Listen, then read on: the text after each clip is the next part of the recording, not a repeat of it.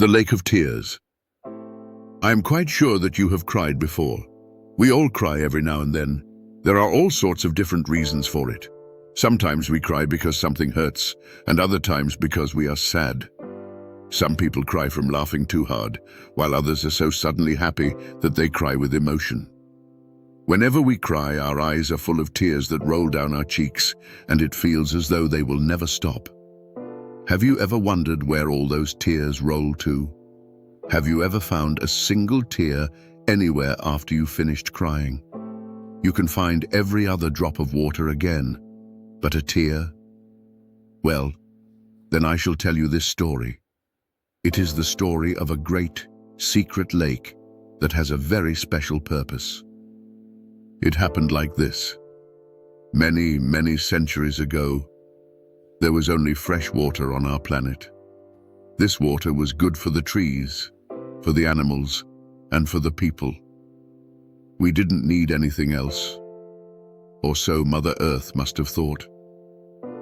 But things never stay exactly as they are. Back then, just as today, people cried every once in a while, and back then, just as today, the tears vanished without a trace from the surface of the earth. No one had ever bothered to look for them.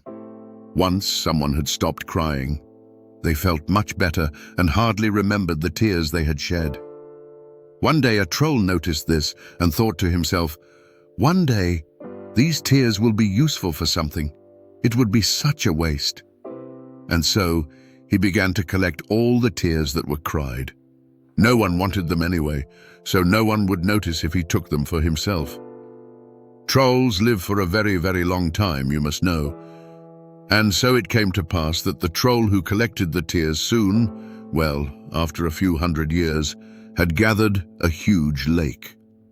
The extraordinary thing about this lake was that it was probably the only lake with terribly salty water on the entire earth, where previously only fresh water was known.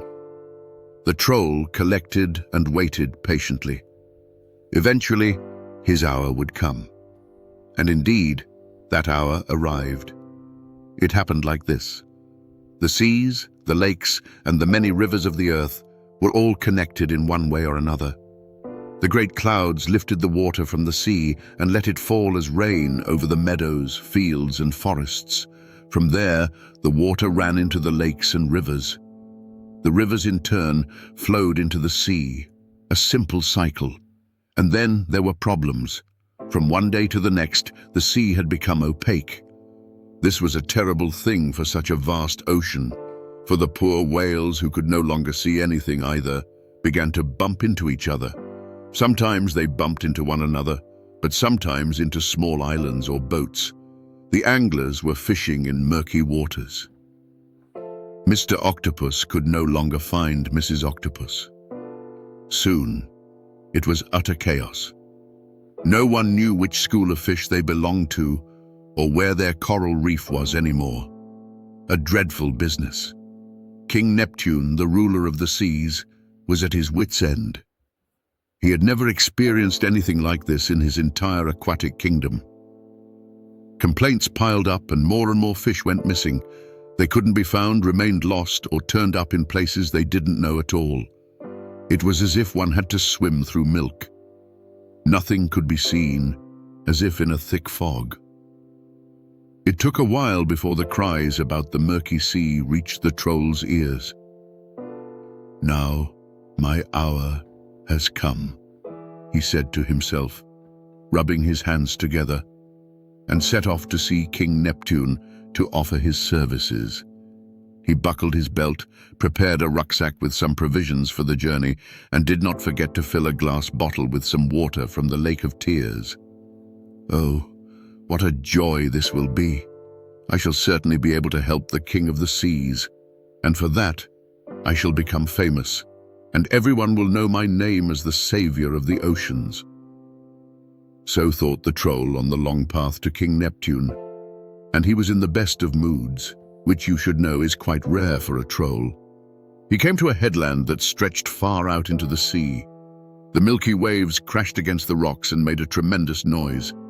If you closed your eyes, you might think everything was as it always had been, but it wasn't. for the water was dreadfully turbid. "Oh, I didn't imagine it would be quite this bad," the troll remarked to himself. With a loud voice he called out, "Announce me to King Neptune, I can help." He called this for quite some time. Normally a dolphin would have appeared immediately, answered, and asked the petitioner to be patient for a moment. But in all that muddle, even the dolphins couldn't find their way right away. After 3 days, finally, the tip of King Neptune's giant trident rose from the sea, and soon after, the troll could marvel at the impressive, giant figure of King Neptune, the lord of all the world's oceans. Now, don't go thinking our troll was a tiny fellow. Not at all. He could easily match the height of an old oak tree, but compared to Neptune, well, Neptune raised his mighty voice.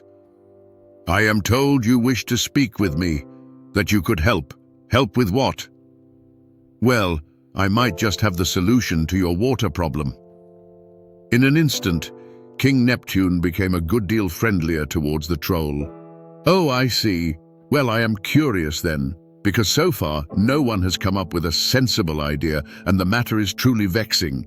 It seems to get worse every day. Under the water, you cannot see your hand in front of your eyes. So murky is the sea, and no one knows the cause. Do you know the cause?" "If I am honest, I don't know the cause either." Immediately Neptune began to grumble again. "And yet you come here blowing your own trumpet, as if you're so important. I have better things to do." Neptune was already about to sink angrily back into the depths of the Milky Sea. "I don't know the cause, but I know how the problem could be solved. Look here." And with that, he took his bottle from the Lake of Tears and let a few drops fall into the sea. It didn't take a moment, and where the drops touched the seawater, the water immediately became clear and transparent again, just as water ought to be. "That is quite something," Neptune cried out, watching as the murkiness vanished in the surrounding area. Then Neptune pondered. "Well, such a small bottle of your magic elixir will not suffice for all the world's oceans. I know that. That is why I wish to reveal to your majesty that I have an entire lake full of it, and it is always growing. And where is this lake? How is it that I, the ruler of the seas, have never heard of this lake? Are you trying to pull my leg? Nothing could be further from my mind. I created the lake underground centuries ago and never really knew what might be done with it one day, until I recently heard of your problem with the murky sea. Then I knew at once. And what do you want from me? You won't want to help me for nothing." "But Majesty, please. However, I do have one small wish, but only if it is no trouble. You see, I have lived there for centuries on the shore of the Lake of Tears, collecting all the tears of the people, but no one knows me. I would like to be remembered by the people and, of course, by the creatures of the sea. That is a very modest wish, which I shall be happy to grant. What is your name, then?" "Well, I don't really have a name, as I haven't spoken to anyone for centuries. My mother, however, always called me tenderly, my long nose. Then I already have an idea of how we shall make you unforgettable for all time. But now tell me, how shall we manage to get your Lake of Tears into our vast ocean?" "I have already thought of something." And he explained to King Neptune how with little effort they could build a tunnel from the Lake of Tears to the sea, and so the underground Lake of Tears would pour its precious contents into the sea, leaving only a small amount behind.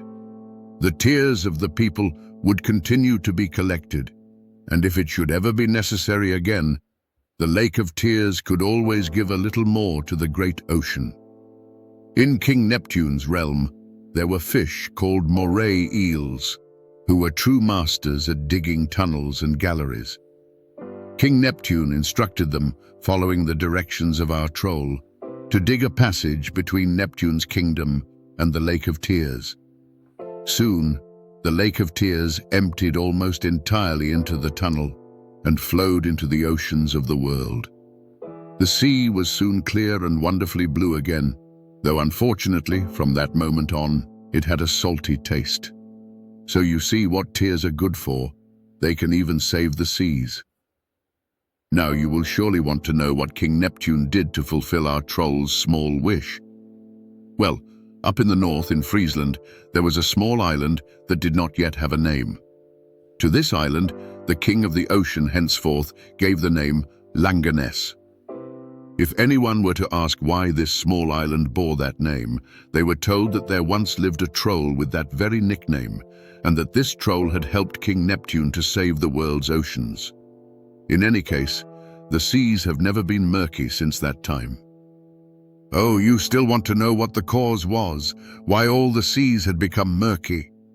Well, I don't know exactly either. It was too long ago. But there must have been a leak in the Milky Way. And a great deal of milk must have fallen from up there onto our Earth into the sea in the middle of a starlit night, and just like that, we had the catastrophe. But the leak has been found, and nothing more has happened since then.